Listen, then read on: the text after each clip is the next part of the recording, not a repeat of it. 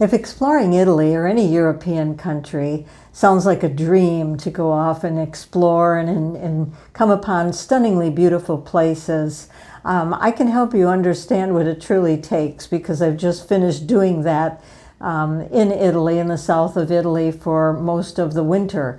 And I do have some insights to share. First of all, Italy, for example, is a large country when you start thinking about moving about it, and the possibilities are just endless for what you can see and what you can enjoy and completely immerse yourself in. It's vast beyond Rome and Venice and Tuscany.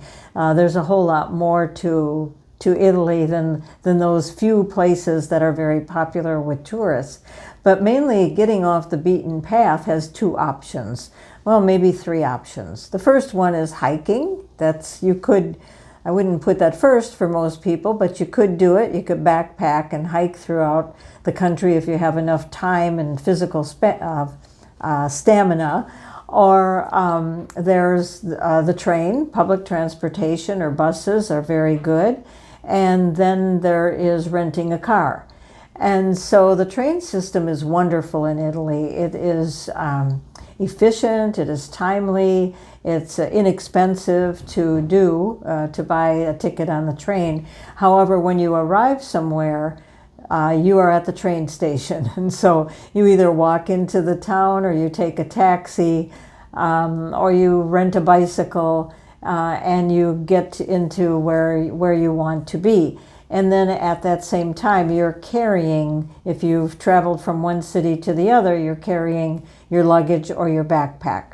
So those are some of the realities of traveling by train. When you do arrive into a city, be prepared to walk, maybe using Google Maps, and to try to find and navigate where you do want to go if you have this endpoint in mind. And Google Maps will work, or walking apps will work, usually in a bigger town, not so much in a small town where there aren't a lot of landmarks. If you rent a car, the highways are wonderful. The autostrada is well organized. They're beautiful roads. The Italian engineering is fabulous. But then when you arrive at a town, you need to be prepared to drive on very small, narrow, constricted streets with traffic. Even in small towns where there's not a lot of population, you will find intense traffic because there aren't a lot of roads. And the roads that are being used are usually 1,000 years old that were not built for huge cars.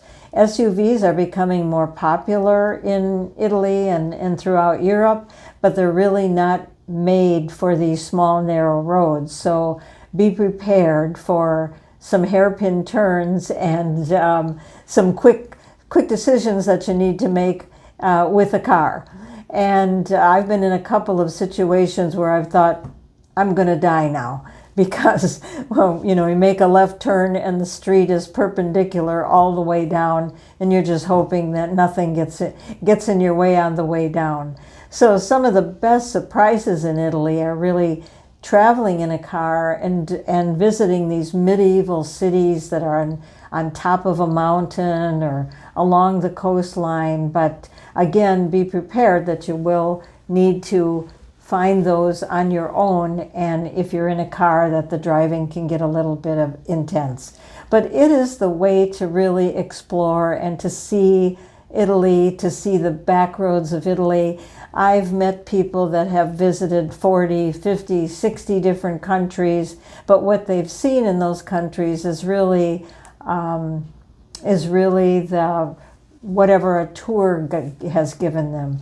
And they sign up for a tour and go, and that's just fine. Sometimes you just need a vacation and you want to go see monuments and you want some bragging rights that you've been in places, but really you don't connect with the local communities like you do when you're off on your own. So those are just some tips as far as exploring the south of Italy and Rome.